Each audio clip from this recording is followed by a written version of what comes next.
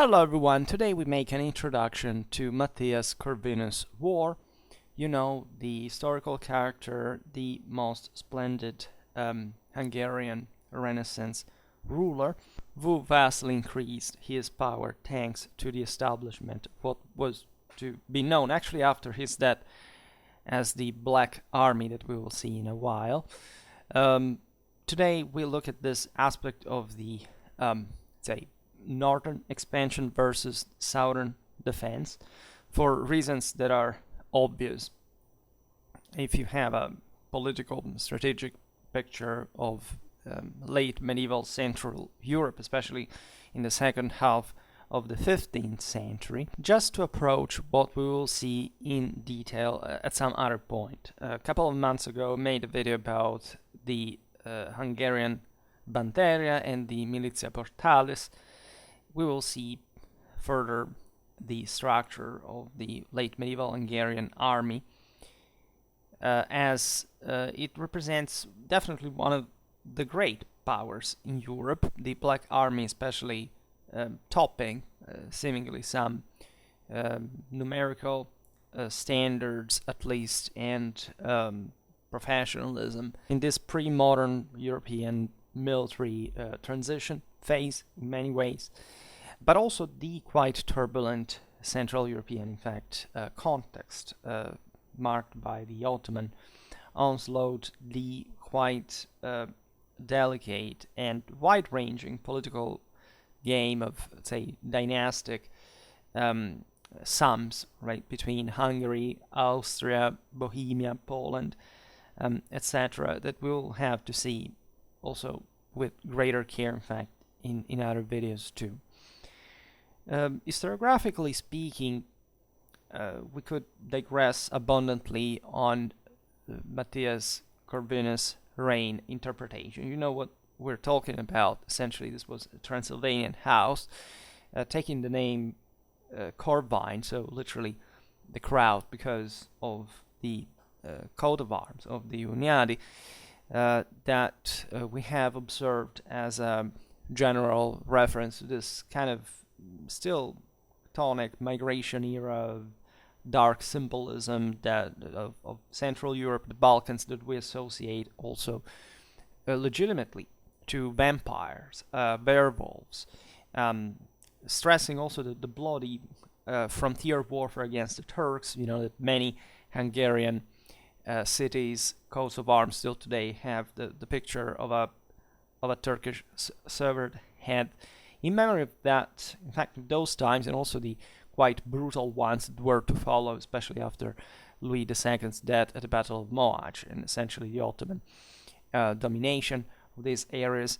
And that speak, in fact, of the quite hardcore, robust, and properly professional military nature of these noblemen, men at arms, in fact, by profession, but also quite skilled and shrewd politicians. Matthias Corvinus definitely embodies this imperial nature that was proper a bit of the Hungarian Magyar mentality, right? You can argue, it doesn't matter how Western Hungarians were at this point, but in their political culture, a pinch of, or even more actually, of that kind of obsession of steppes overlords fundamentally is maintained. If you read the feudal titles of the Hungarian king, the list goes on forever, because Hungary had objectively had more the profile of an empire than a kingdom, having been massively influenced by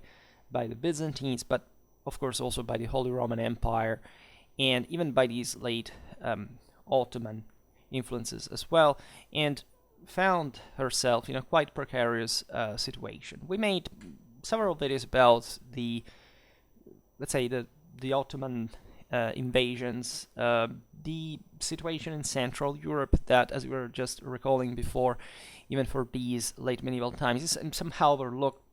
We made a video about George Podobrad, that, as we've seen, was this moderate Hussite monarch that at least held government on a part of the country like that. It also was related to the same Matthias that invaded Bohemia for recovering kind of the Catholic support of the majority of the local nobility, and affirming the necessity of a great crusade against the Turk. Matthias' father, as you know, had scored the great success of Belgrade, and still at that point, 1456, actually the Ottoman invasion could be stopped, if not reversed even, and the same Constantinople could be taken back. But aside from the plague that exhausted both fields, killing the same Hunyadi and John of Capistrano, by the way, and the same Pius II that was to cross the Adriatic to reinvigorate the crusade in Central Europe and the Balkans, exactly on that Danubian frontier. It was, however, evident that the rest of Europe was not really interested more than much in the sector. There had been two disastrous crusading expeditions, as you know, Nicopolis and Varna, that actually showed at that point, in 1396, 1444 respectively, the commitment of Westerners to the crusading ideal that survived up to the 18th century in a quite strong sense, because it was the only possible one actually that could exist in a broader Catholic universal vision of the world. But that towards this later part of the century seemed to be an ill-fated enterprise, at least not such a convenient one to invest in, for many reasons. Mostly the fact that European states at large were pretty committed in this enterprise of state building, rather, that still required a careful attention towards, of course, the feudal issues that are quite evident also in Matthias Corvinus' case, that also was trying to consolidate Hungary further, and that required, in fact, more clashes against the Christian neighbors than against the Ottomans, especially if these were not neighbors, like in the case of most of Europe at that point. Hungary was the bulwark, right, the first country now to absorb the Turkish onslaught.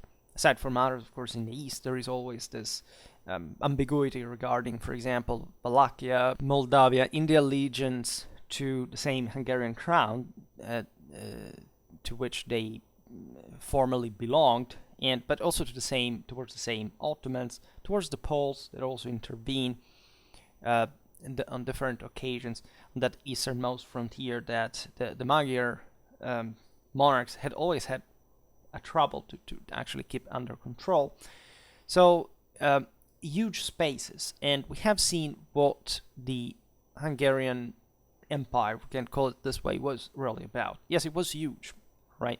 But at the same time, it was somehow lagging behind in some statal aspects. Not just because, just like all Central European monarchies, it had basically aborted, at least the nobility had aborted the centralistic attempt of the kings to, in fact, advocate more prerogatives from the periphery to himself. But also because of the same nature of the turbulent Hungarian frontiers that objectively required a constant military effort, that the country had somehow structured itself in that kind of imperialistic fashion with this kind of core central Magyar ethnic heart that would have to periodically reaffirm its authority on the vast frontiers all around, and powerful neighbors, in fact, such as in this case the Turks, but also Poland, by some degree, of course, also Bohemia, Austria, Venice, and even the eastern vassals per se that were creating the state building on their own. The great problem of Hungary had always been the ethnic oligarchs that were the product of the failure of this centralization attempt, and that the king could control, as we will see it with Matthias now, only by conferring them further prerogatives, as if they were basically heads of state within their own personal, private state, where the kings could not basically interfere. There was, of course, a royal diet to which the various vassals participated, mostly, as you imagine, for negotiating some further prerogatives in exchange for military support.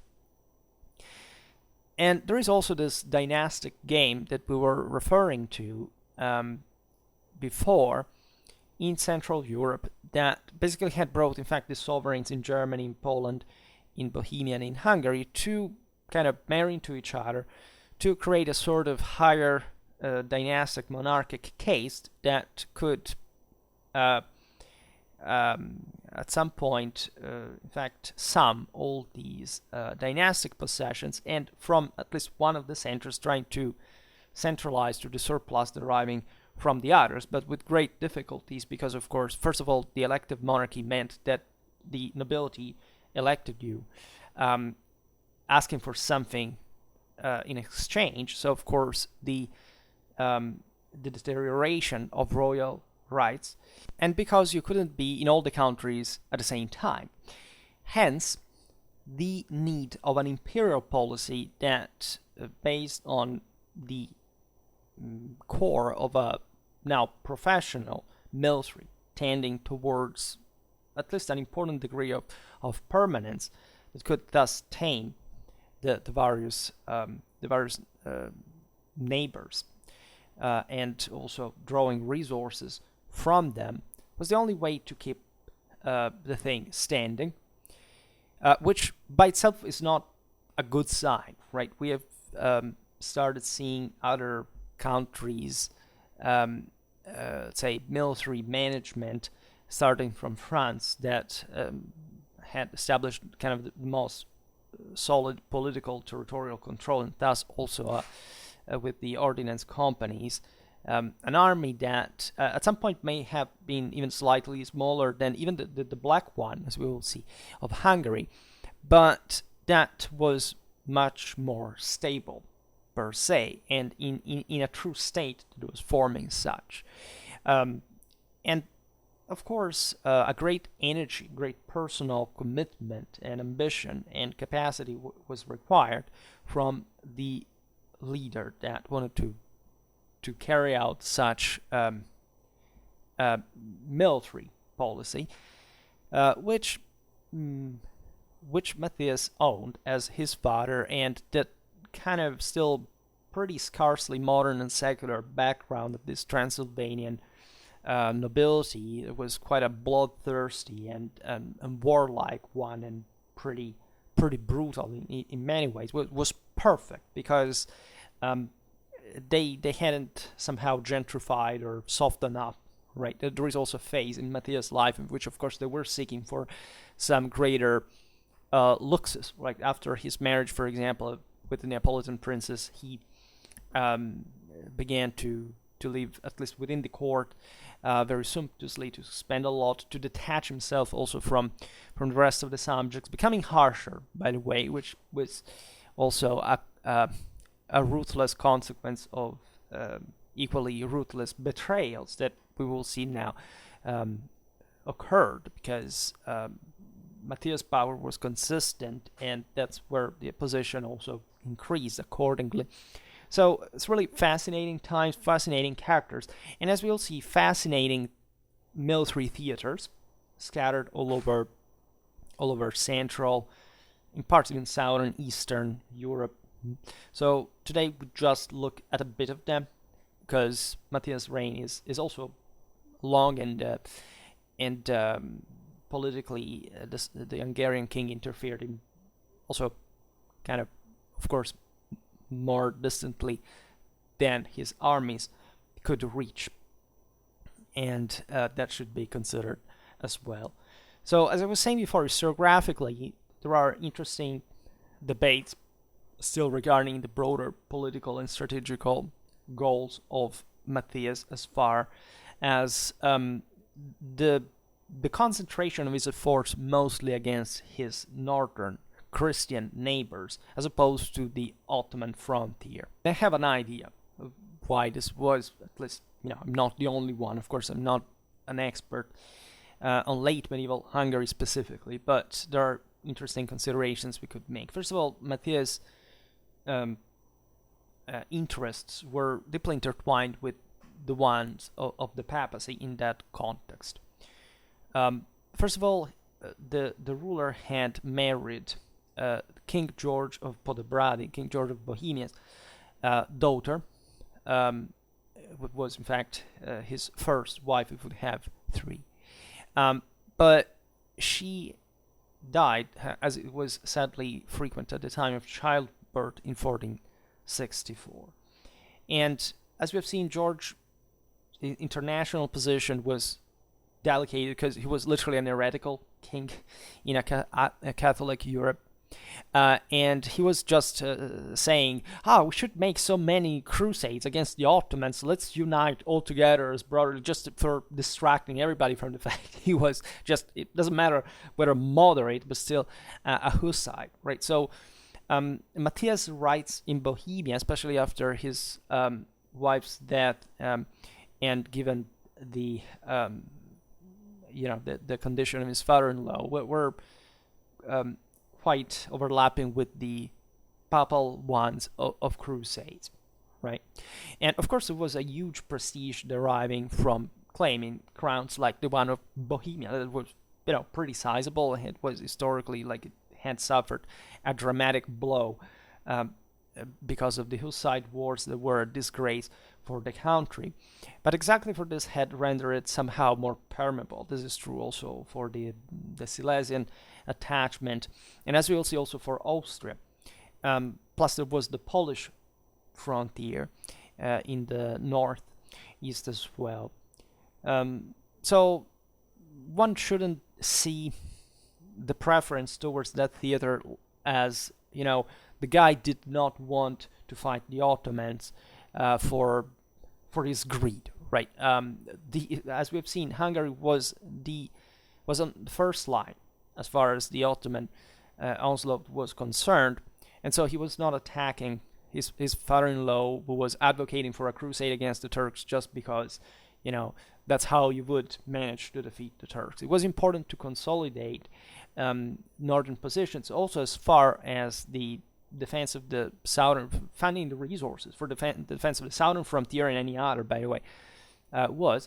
And also, Matthias had realized, after having asked himself, of course, for a crusade, that entailed naturally a negotiation with the other powers to send actual military aid, and that was the most, concrete issue internationally, that this help was not really arriving, right? So Hungary could defend herself, and she would do it under Matthias successfully, and even managing to strip the Ottomans of other fortresses, in fact, in that southern border between the Sava, the Danube.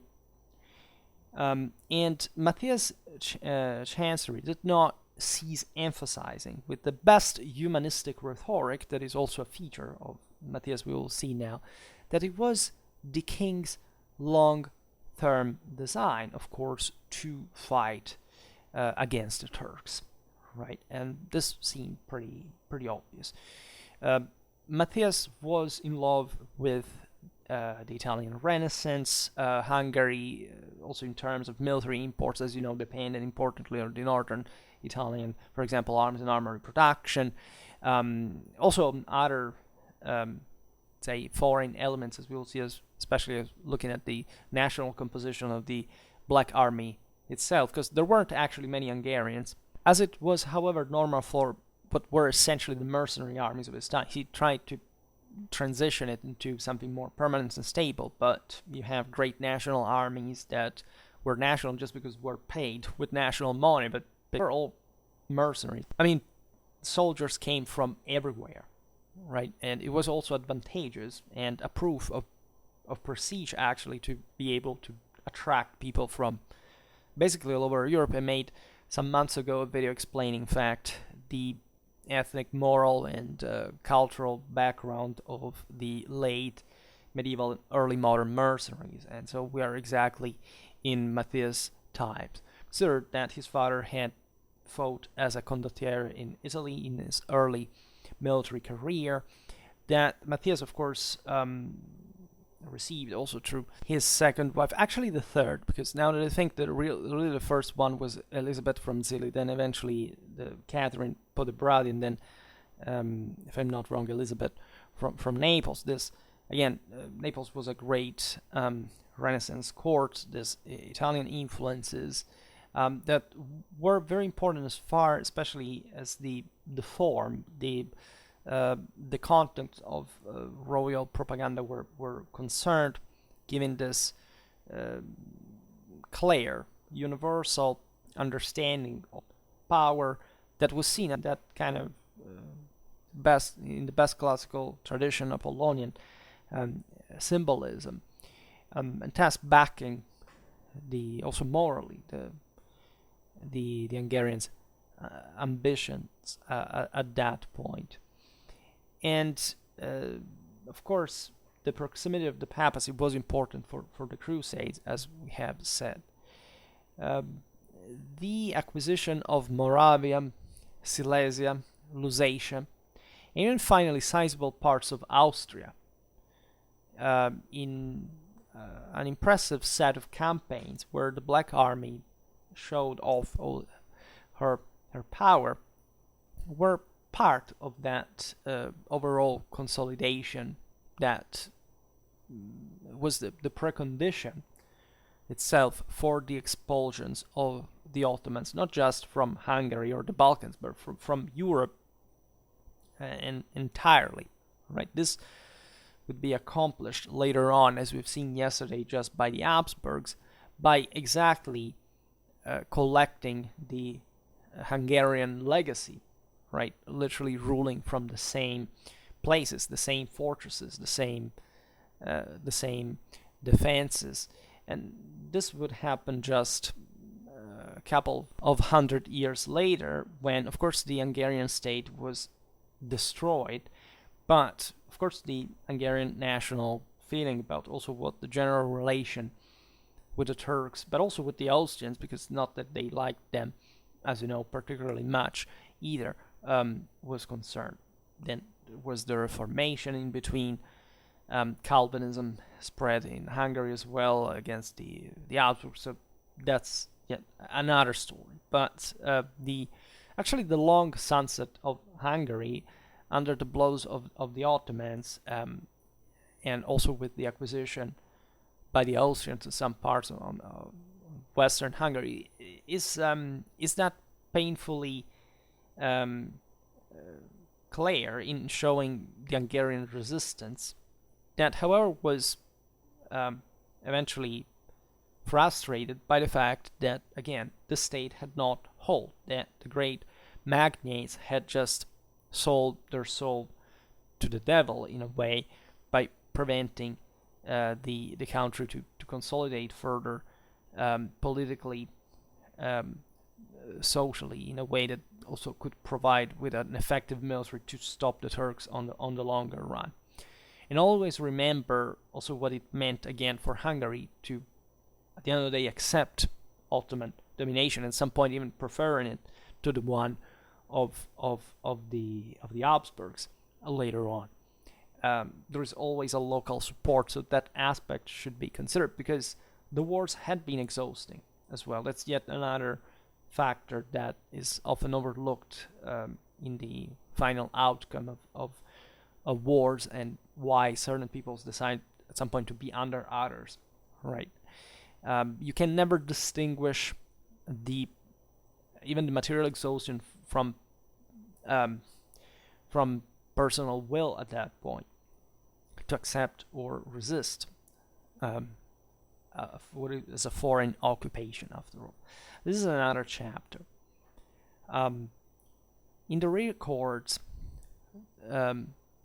we see that, for example, the 1468 Bohemian campaign of Matthias reflected an important military success and insight of the sovereign, right? Creating the Black Army was surely an important step to compel the vassals to provide with important resources. Yes, in exchange for something else, but still successfully winning over foreign powers that also had historically interfered with Hungary. I mean, the reason why of these Hungarian Bohemian Wars were Frederick III of Habsburg's claims on the same Hungarian crown.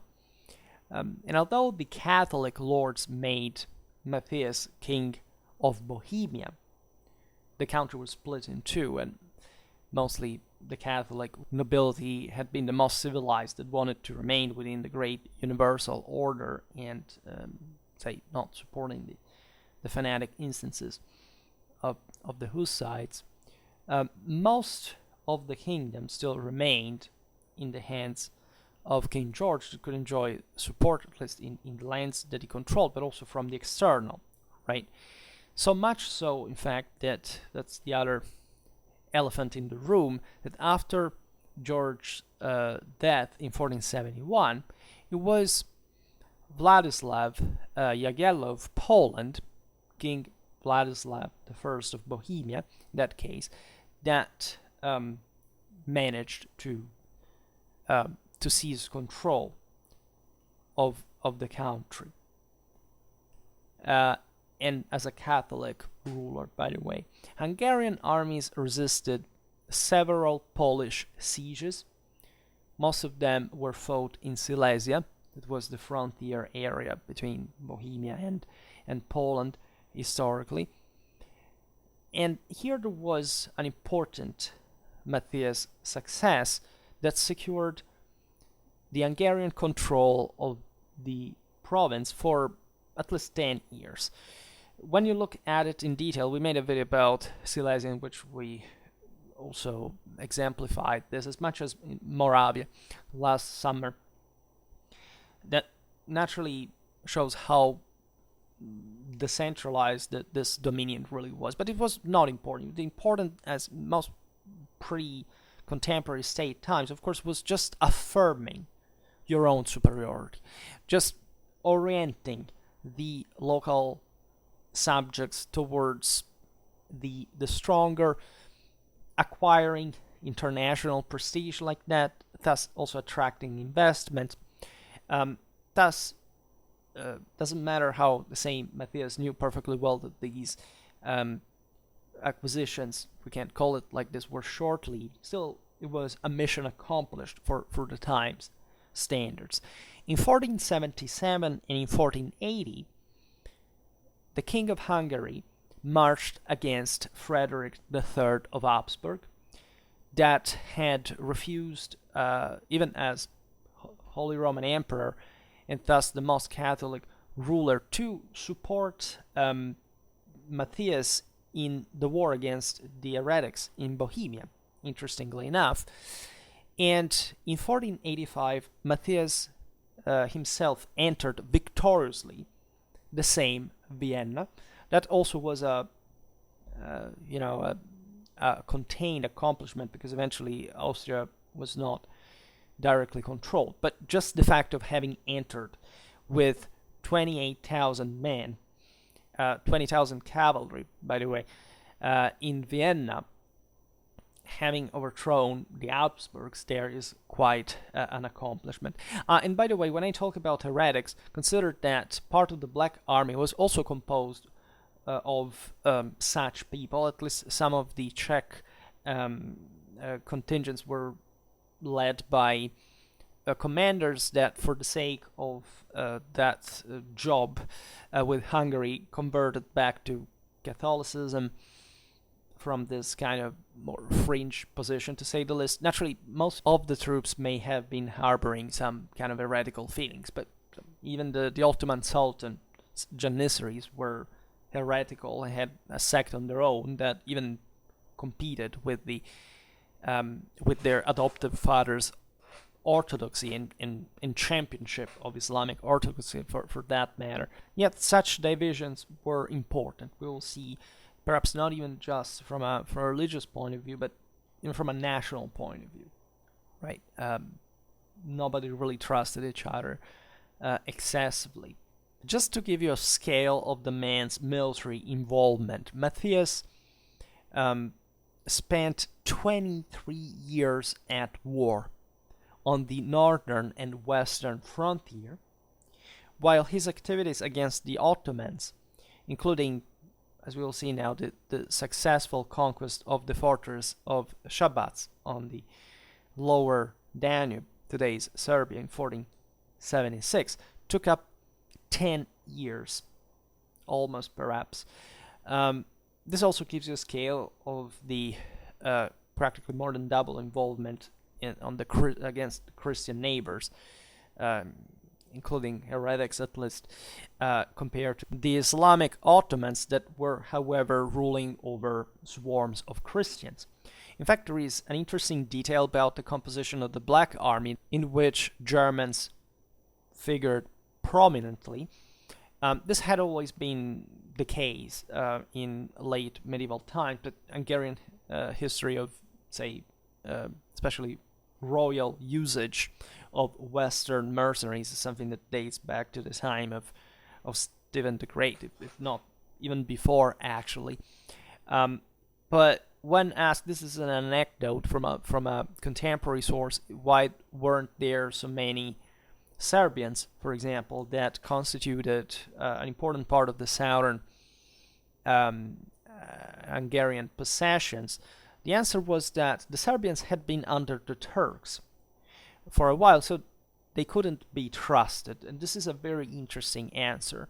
And as far as the ethnic Hungarians were concerned, it was said that they feared Turkish retaliation, so they wouldn't actually go at war with them. And this answer is also quite enlightening, because it shows how, of course, the powerful magnates of Hungary that not necessarily participated to the royal army, but had still to maintain it, as we will see now, were of course spied by the Turks, who knew perfectly well who was supporting Matthias in his military exploit, also in the southern frontier, or not. So this aspect is very fascinating. But the King of Hungary showed even a lot of recklessness. He was a true knight for time standards. This is probably the time of what you can see actually in a movie like Excalibur. That, of course, is supposed to be taking place in the Arthurian age, but depicts, I would say, at least as far as the general atmosphere is concerned, that full second half of the 15th century, more from a, of course, English flavor, the Wars of the Roses style of matters, but that was pretty much the same. This type of warfare you could find here in Central Europe as well. In Bohemia, Matthias was captured while he was carrying out in incognito reconnaissance close to enemy lines, and he managed to be liberated immediately because he convinced his kidnappers that it was just a local Czech groom. Another time in front of Szabadka on a ship, like on a raft that was used to patrol the river, he was almost captured by the Ottomans. So that's the degree of the man's involvement in those military exploits, and that's why Matthias' military glory is a bit kind of immortalized also in the Hungarian national epos, and all what, of course, derived from there. These military operations were made possible by Matthias' internal reforms that mostly revolved around, as you can imagine, the establishment of a de facto mercenary army, right? When we're talking about still these feudal countries, right? Before essentially the reforms that we have seen also recently with the Landsknechts, but even before, more importantly, of the Spanish army following the dynastic unification of Castile and Aragon on the basis of the Swiss model, you have essentially a military standard incarnated by mercenaries. And even when you actually establish a kind of monarchic army that has some sort of statal profile, like the ordnance companies in France, etc., that started from the same mercenary companies that were employed regularly by kings. And these were mercenaries simply because they were hired, because they sold their services privately. They could be even mostly locals, right? They didn't even have necessarily to be foreigners. But it's the same model you can see in the Burgundian companies. The Burgundian ordinance was full of English, of Germans, of Italians. The same goes for the Venetian condotta, that was based, in fact, on the condotta system, the contractual one, that the same Hunyadi had been part of. So this was the shared military model of the time, and it was important not much where these men came from, but to have the money to pay them, because otherwise you couldn't have an army. This is the same reason why, I don't know, medieval monarchs just traveled with their treasury during campaigns, etc., because you needed literally the precious metals to make people revolving around you. And the more you accumulated that through during your campaign, through looting and so on, well, the more powerful you could become on the spot. Right? Think about the Ottomans. We were just talking yesterday about how they hired normally this endless swarms of Tartars, because these people could arrive literally from Central Europe just because they knew that the Ottoman army was moving, and so they would just follow because they were paid in loot. They didn't even technically need to be hired at some level. They was just joined together with lots of other scum of the earth, like criminals, and this was absolutely normal, right? But in order to make a war that is a real war, you need military professionals, these people that exterminate other human beings in the hundreds as a regular living business, that are trained, equipped, athletic, because they have been handling weapons and horse riding and exercising collectively essentially for a lifetime, because those are the ones that hit hard and that make armies and know how to make these work.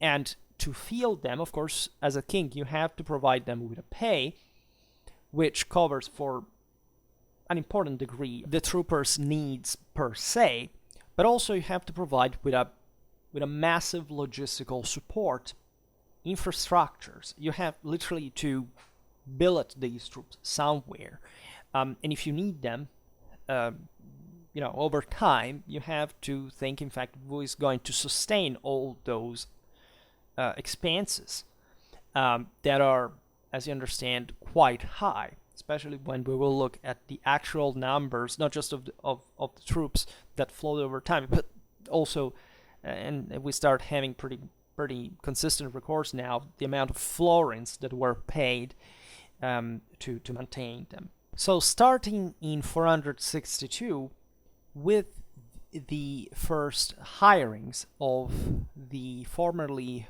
Hussite Czech troops of Žižkov that we were talking about before, and continuing with the systematic recruitment of domestic as foreign professional soldiers during the 70s of the 15th century, Matthias kept approximately 20,000 men at arms. There was no other military system that could compete with what these great states were accomplishing now.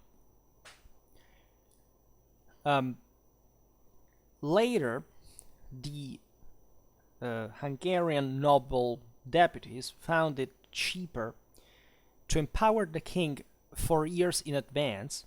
So literally providing their contribution without even attending the diet. This is quite interesting because diets cost a lot per se. You had to go there with your entire retinues. You had to show off because literally what happened in the council was backed with weapons outside the building, right? And so there was a lot of competition between the magnates themselves, as not just with the king, and these literally military expeditions.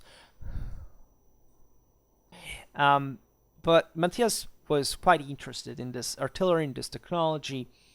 As we've seen, he had scientific interest, literary interest. Here I inserted a picture of the so-called elephant. It was another monster bombard, and it was a bit also the measure of say technical military accomplishment at the time, because aside from the fact, of course, that such single pieces were unique, they were nicknamed. In fact, in that fashion, we are far from any kind of standardization. There were, however, tons of other guns for one like that. Bombardments were just like a concert, right? Gunpowder technology had not significantly changed yet the doctrine of siege warfare. Just before you had mostly trebuchet, now you have essentially guns, but it's like a concert of all these, from the fewer bigger to the many more smaller ones at a time. Sieges lasted for a long time, often, and it was all very rudimentary. Many videos about the actual employment of artillery in late medieval or early modern times.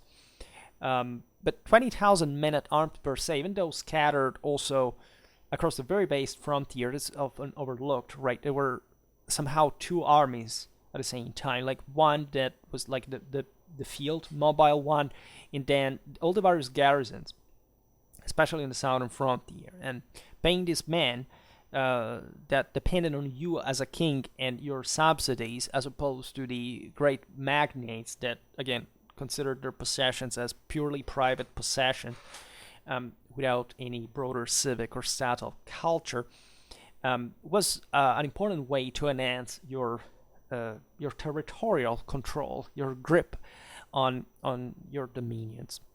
But 20,000 men at arms, again, is huge, right? It's larger than basically even the King of France army. And it was not levied without strains. How was this army financed? Well, chiefly through the what is generically termed in Latin subsidium, right, in the administrative sources. That is an extraordinary war tax, 4 to 5 times higher than the regular portal levy that the realm was called to pay the king yearly. And that was already a big deal. We were talking about that in that video about the militia portalis, the banderia, that were already a big deal. This had been introduced by the Angevin dynasty, with most updated French Angevin Neapolitan military organization, when in fact the Angevin branch of the Capetians had installed in Hungary and somehow modernized it in the first half of the 14th century. This already, impressively powerful, but in fact in need of further development, Hungarian system. Now you have a literal multiplication of this exaction. Of course, the world was expanding in many ways, so the problem, as we've seen, especially for these Central European countries, was not paying more in absolute terms, but just getting the resources from those who owned them.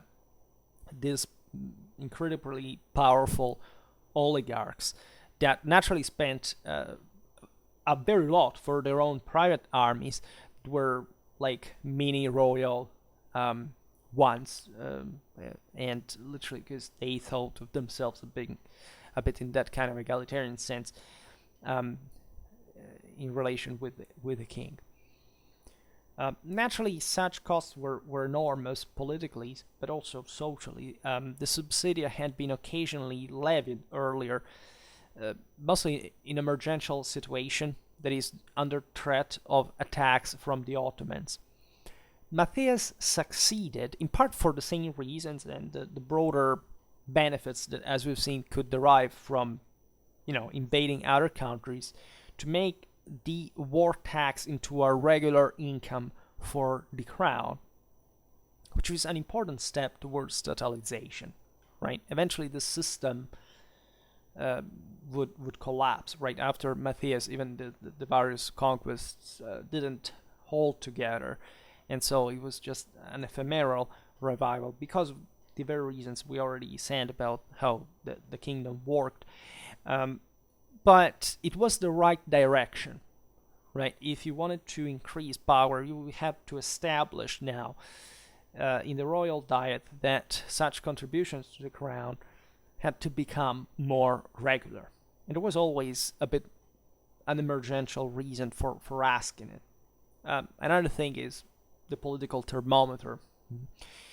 First, Matthias called diets to approve such a subsidium. This was an innovation. For the noble diets of the 40s of the 15th century, did not insist on their right, in contrast to the habit all over Europe and beyond to seek the approval for levying such taxation. And the reason why this occurred, as we were saying before, is that they asked in exchange a strengthening of their comital power. So in other words, was also an attempt to co-opt the magnates further, right, by, say, stratifying society in a way that, yes, these guys were very powerful, but at least if you controlled one, you could control a larger amount of territory than if this was just a random guy. Like we've seen that the entire militia system that had been the traditional in ethnic Hungary had collapsed, right? That was originally a sort of nobility, even a freeman, that had turned into a gentry, and that was basically just peasantry, and they couldn't afford even the means to fight anymore. So as the same composition of the Black Army shows, the tendency was towards ever more specialistically professional troops, whose equipment techniques cost dramatically more than what anybody but a kingdom could afford. Right? This is a very important step towards modernity, right? Because you don't just wish to stop at this, but like in the early 14th century, you could still hope, as a very determined and desperate, bloodthirsty peasant, to pick up arms and to take down kind of the feudal establishment somewhere, right, where this was weaker, the fringe of great powers. Now there was no way. Again, as I always stress, as a matter of fact, the insurrection had kicked in. Society had sclerotized. The Renaissance is nothing at all like the resurgence of the people, right? If not like the proletarians that were enlisted en masse in the pike squares, paid by the great princes of Europe, right? That were the only ones who could, in fact, afford all those comebacks to just flock and being in your control and keeping them and training them, because there was no other military system that could compete with what these great states were accomplishing now. Later, the Hungarian noble deputies found it cheaper to empower the king for years in advance, so literally providing their contribution without even attending the diet. This is quite interesting because diets cost a lot per se. You had to go there with your entire retinues. You had to show off, because literally what happened in the council was backed with weapons outside the building, right? And so there was a lot of competition between the magnates themselves, as not just with the king.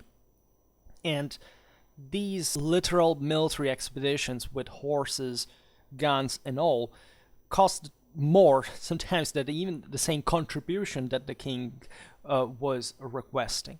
So monetization was also one of the great advancements of the time, banking and accounting, etc. And the magnates were said, okay, you just send us money, because that's essentially what we want. Even literally sending troops from your districts, your provinces, it's useless. We will hire them on our own. And as we'll see, the foreign troops are even better, because they are also kind of in theory more loyal to you than these ethnic vassals. And you don't have essentially to squeeze your own manpower, forage, whatever, just even to show off show off and up at the diet. So all what was saved from the abandonment of these journeys was essentially paid as in advance, right? So also with some regulation was taking place institutionally to fuel the royal army.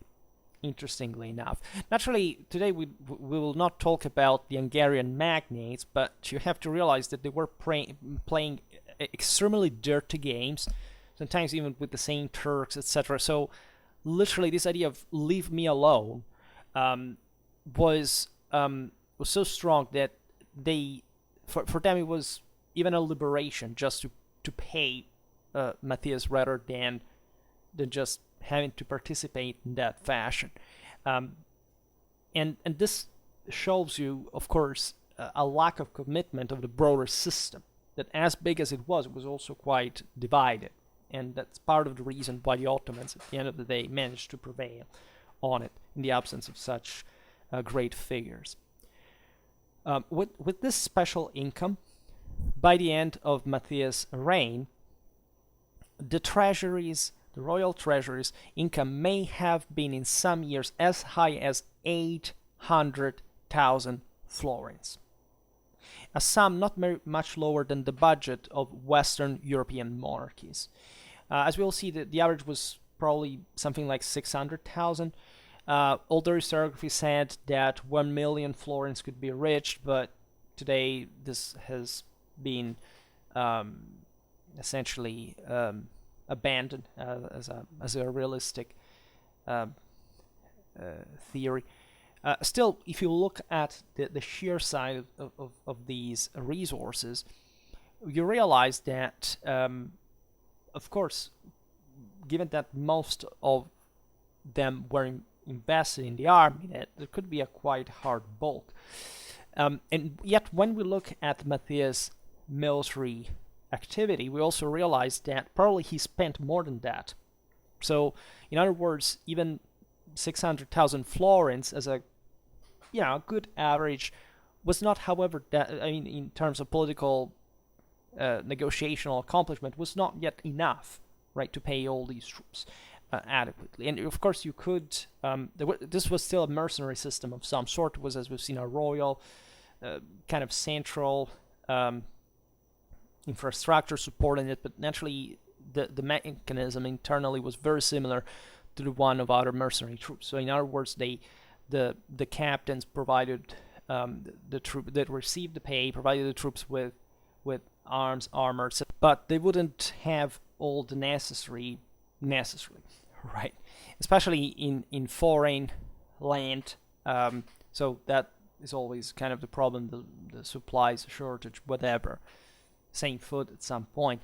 But this is typical of any army at the time. So actually the black one, so-called, by the way, wouldn't wouldn't be an exception, and actually it was well kept.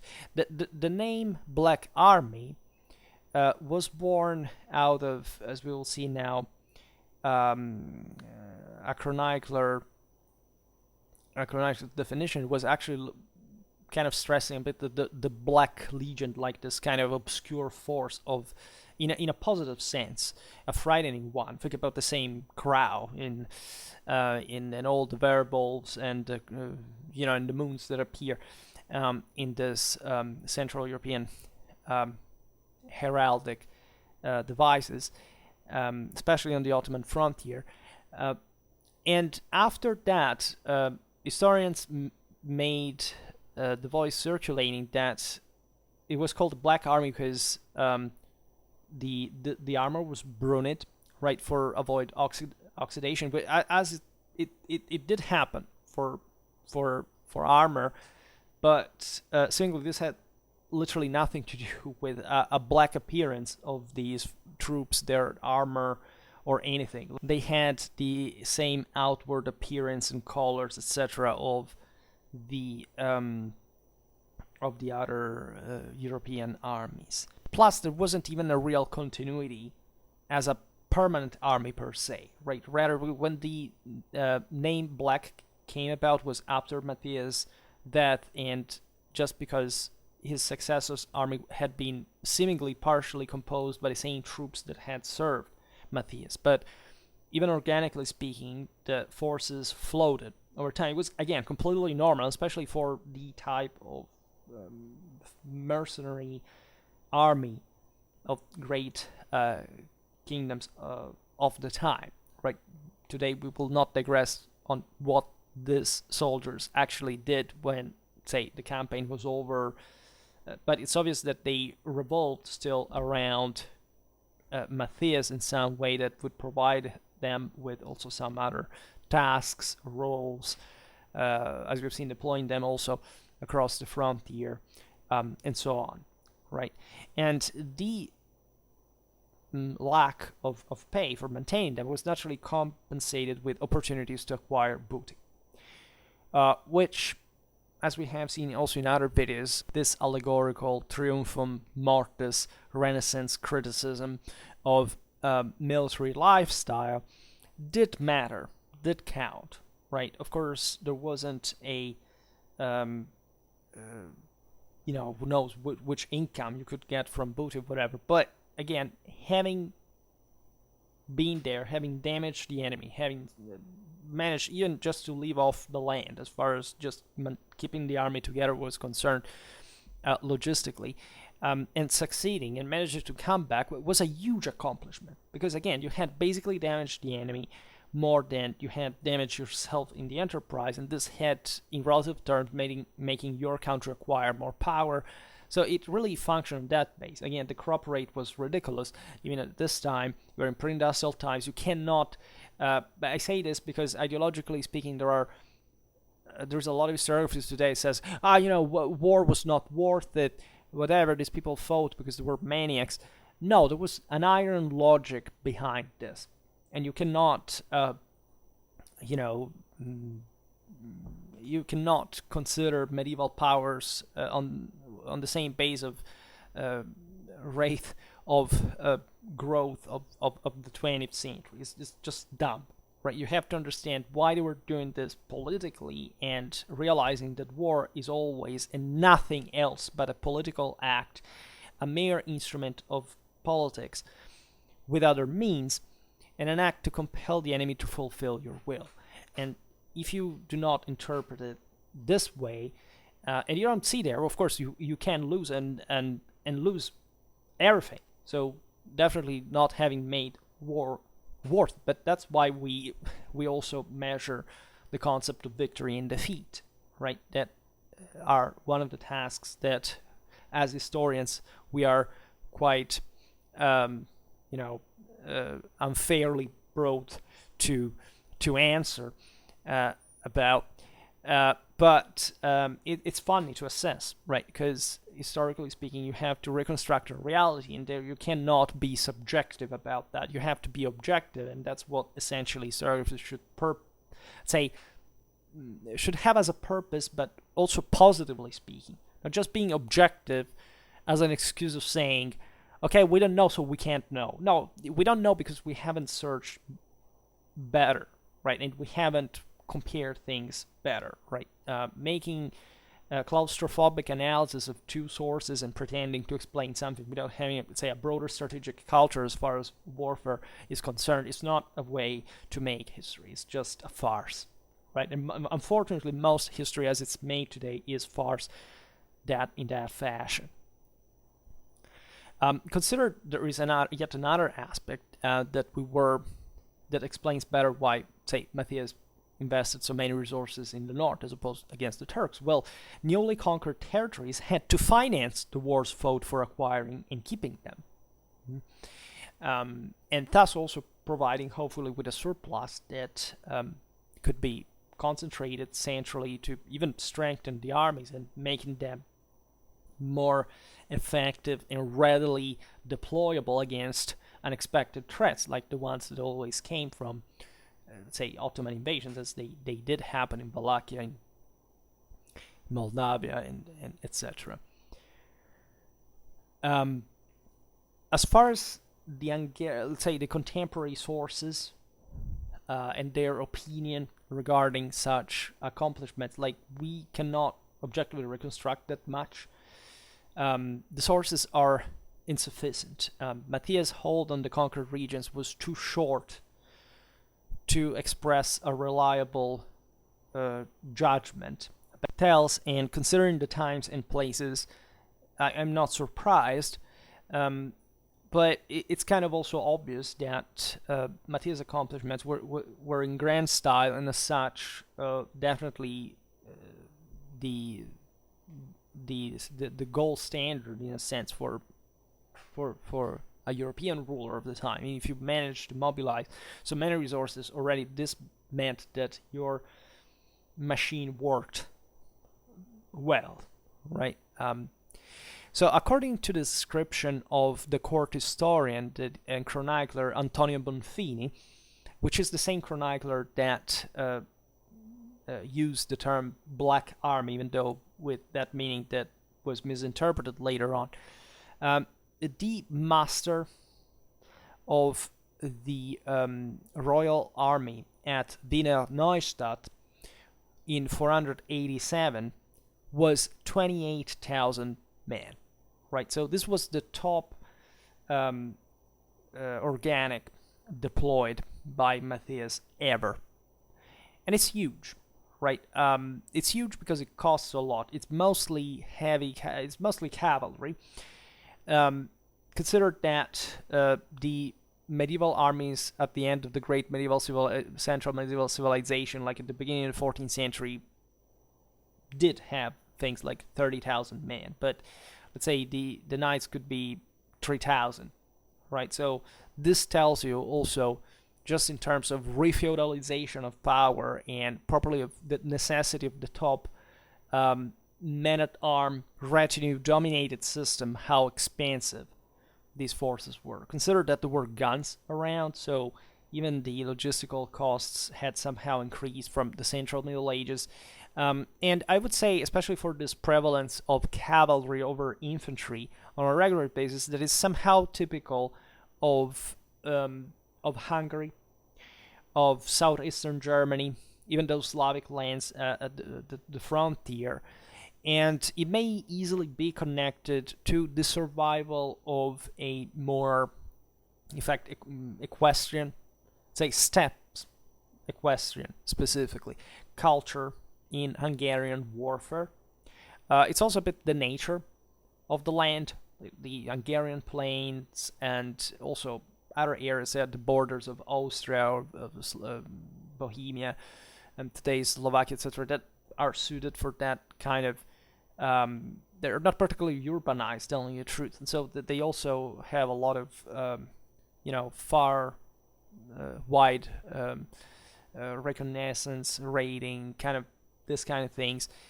And it's possible that this army had more lighter cavalry than, more numerically lighter cavalry than most Western armies at the time. You see that in Naples, in Venice, there are the Stratiots, that are essentially the Anglicization of the Italianization of the Greek term stratiotai, that was the generic term soldier, from the Albanians, other Balkan. It's a synecdoche in many ways. That how we're close, in fact, to the same Hungary. We've seen this in the video we made a couple of months ago about Eastern Balkan warfare during the Central Middle Ages, how again it was normal to have all these bands of even semi-nomadic troops could be hired successfully. They knew how to horse ride very well. So we don't necessarily have to think 20,000 men literally. Of course, just a fraction of them was the actual heavy men at arms. But as far as the retinue was concerned, probably there were more mounted troops than we think. This is true also in general for the standards we think about Western Europe. Like if you look at English armies during the 100 Years' War, a great part of them were mounted during the chevauchée, etc. But again, this Black Army really is really fascinating as far as its composition is concerned. By that time, Matthias' troops were certainly equal to the best militaries of their time. There is no doubt. Again, Hungary was a great power. It could field all these troops, maintain them, equipping them. We can equate it to France, to Burgundy, to Venice, to Spain. It doesn't surprise, right? So there's a lot of hype towards the so-called Black Army on YouTube, because probably this is the top Hungarian thing. But first of all, Hungarian warfare during the Middle Ages, Hungarian warfare is very important, and the Hungarian kings had pretty sizable armies, also back in the day. So one must always contextualize them and not just saying, "Oh, look, let's talk about the Swiss, the greatest mercenaries in medieval Europe." Like, why don't you explain why the Swiss were what they were instead of saying the greatest mercenaries? Just explain why they actually were, and then you find, I don't know, it's a 10-minute video, and it doesn't explain anything except telling you, how a single guy was equipped, and just obviously the most ultra equipped one, because you don't understand else, or even about how the Swiss armies were organized, or armed for that matter. Again, people completely lose it. They go like, I don't know, it seems to live in the jungle, like with a crowd of chimps sometimes. You don't understand how can be actual adults being hyped by something that they don't even understand, right? So you understand they live in a fictional world, like children, with the difference that children are actually intelligent, and in that phase, because they haven't developed yet, and adults are supposed to be grown-up men, right? That allegedly eventually follow this channels, because I don't know, they have to think they're part of something, because individually they're too frustrated, so they have to project their delusions about armies of 500 years ago. I don't know what's the real deal here. I just think it's shameful, and that there is not a strategic culture, there is not a historical education, there is not a military competence. And I don't know, I hope with this videos to say something meaningful that to me actually is quite banal. Like what I'm discussing right now seems to me like obvious in many ways, and I'm not even being so specific or hardcore, of course, or competent, because again, you can't be competent just in a very few things. But the point is reading things well, presenting them in a way that actually, shows the mechanism behind this, and reasons in a diachronic and comparative way. To me, it's quite relevant. As we were saying before, there were foreign mercenaries. There were still the old Hungarian banderia that, as we've seen, were basically the equivalent of the 13th, 14th century mercenary companies that had compacted even to the hundreds, right? Especially ones of the great magnates, and even the royal one that could be even an army on its own. The term banderia or bandiera had been motivated from Italy, that, as we were saying before, was exporting military models, armor like crazy, especially also on this Danubian frontier. You have a beautiful mix between Lombard and Gothic, say Milanese, and in fact German, at that point mostly Bavarian, because most of the armor making was in southern Germany there. Mix. We will have to make multiple videos about, say, Hungarian, Transylvanian knights, etc., because some combinations are amazing, right? There's a lot of still ethnic, quasi-migration era outlook somewhere, like properly in the corners of this wide territory. People literally living still as nomads at least in some of the wildest places. And yet instead the greater modernity of the full panoply of a top, say, Hungarian magnate. But never underestimate that Magyar question bias that in something always remained. In fact, there were the light cavalry, the hussars. Just yesterday we were talking about the siege of Vienna and remembering how the Polish hussars, the most famous cavalry in history, arguably, at least in the modern one for sure, were motivated from the Hungarian one.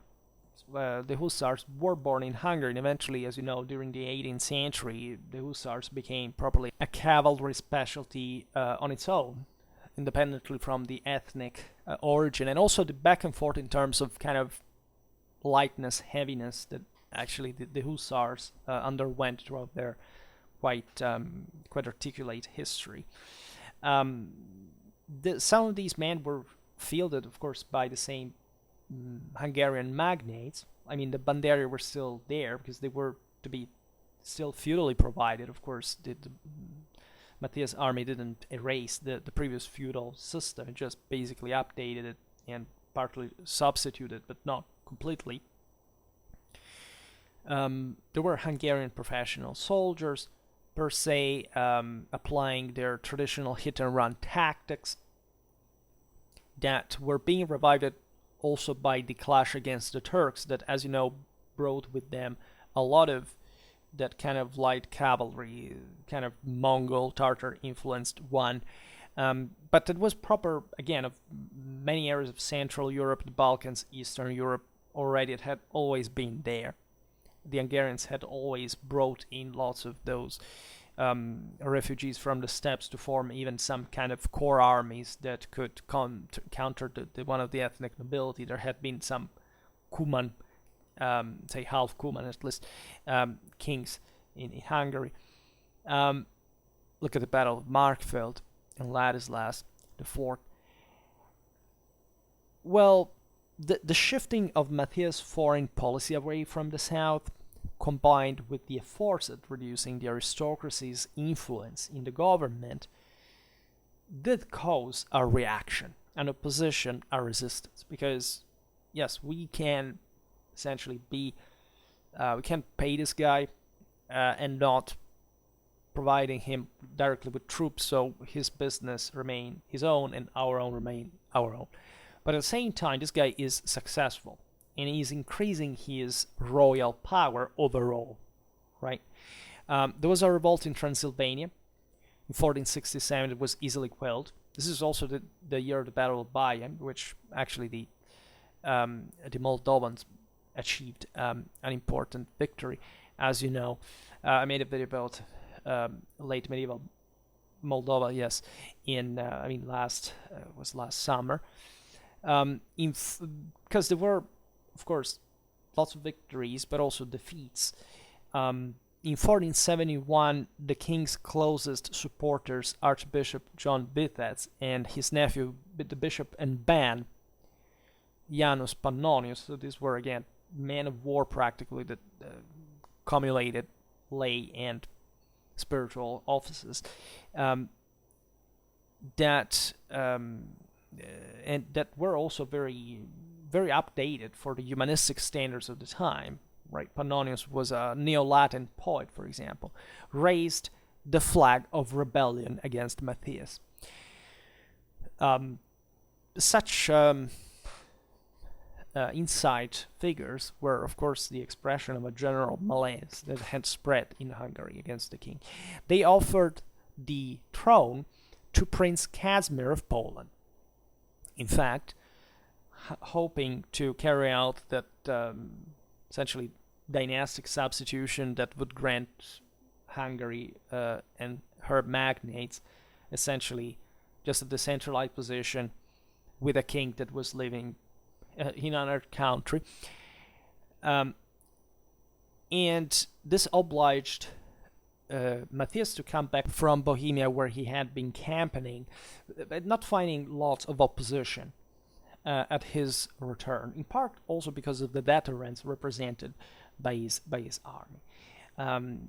So the Polish interference was thwarted. Matthias arrested the conspirators. There was actually a Polish intervention, but this was defeated,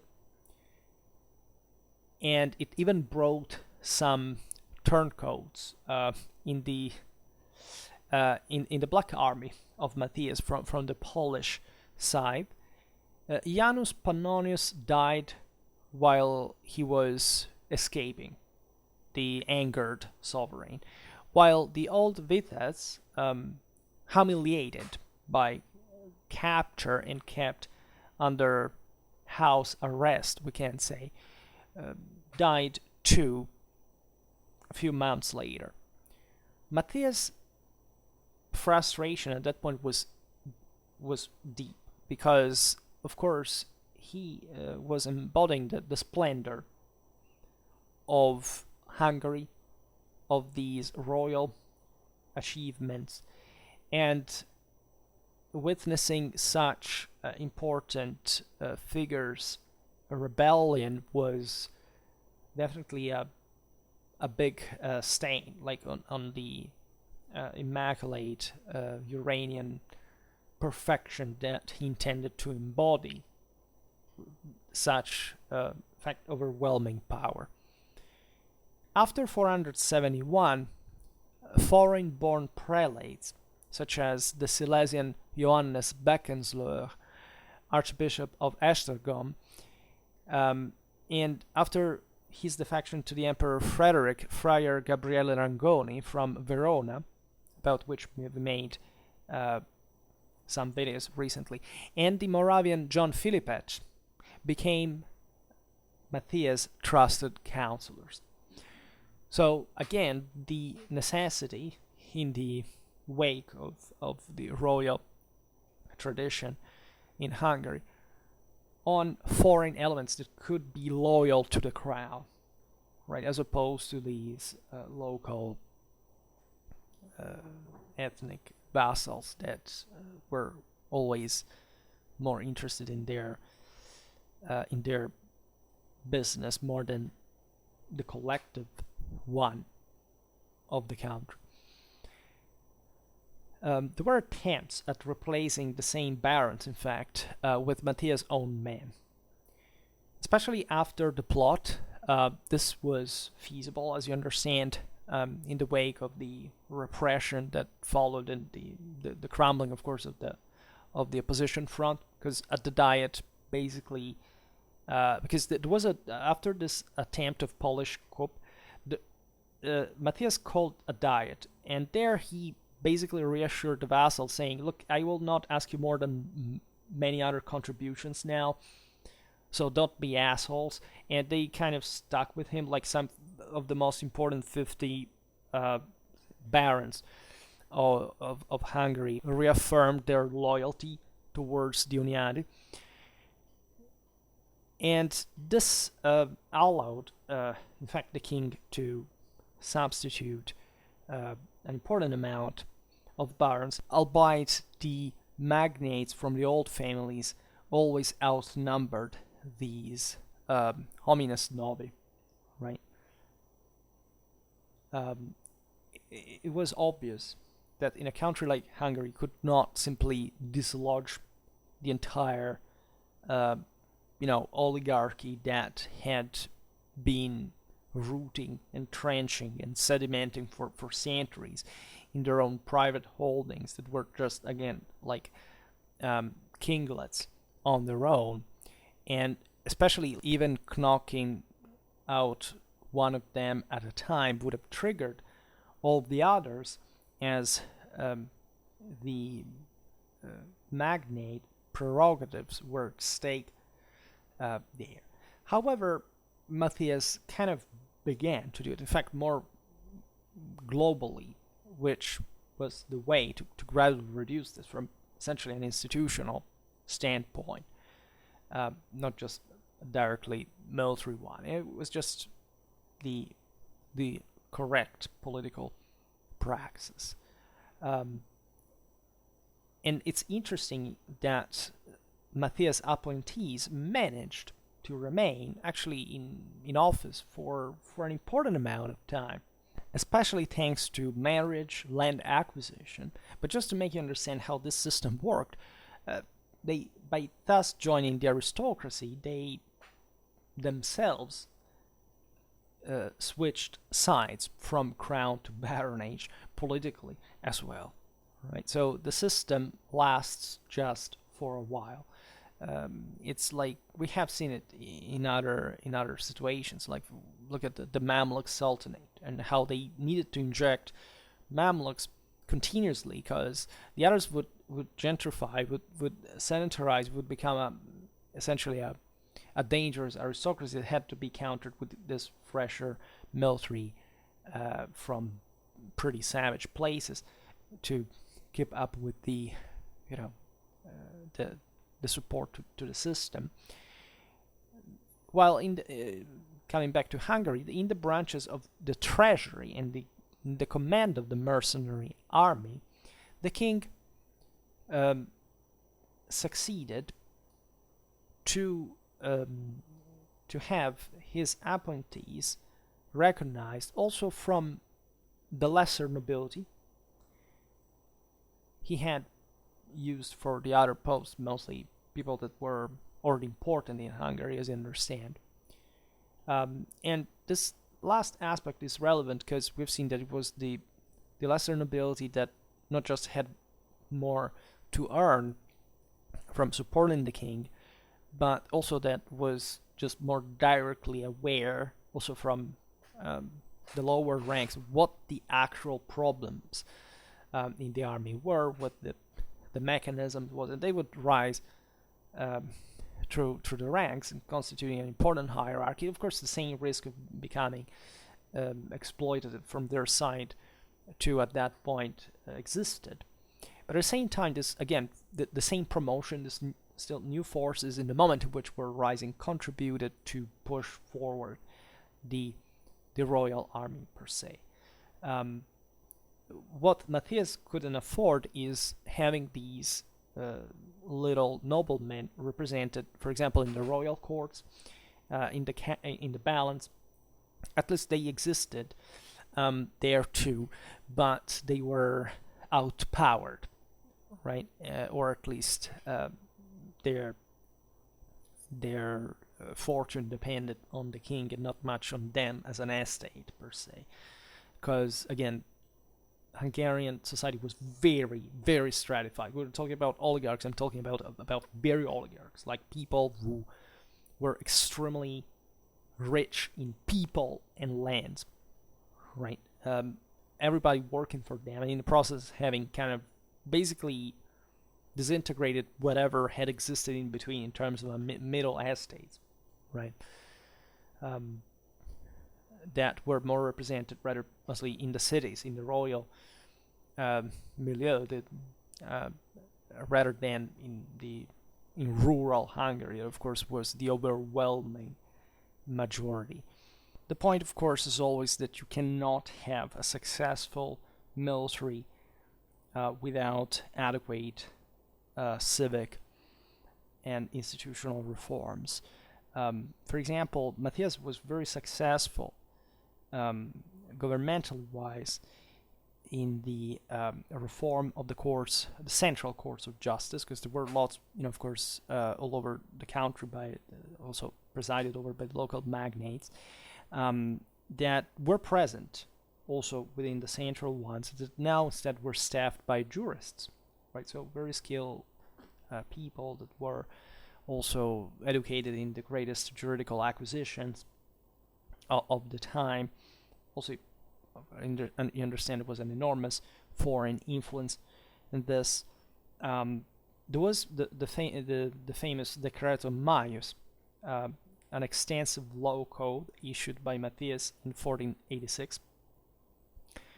The first law, by the way, to be published in print historically in 2 years later. So you understand how important it was also to, enter a certain environment, the Italian humanism, the German press, all this, let's say, advanced support to the governmental structures in a way or another. There was naturally the purpose of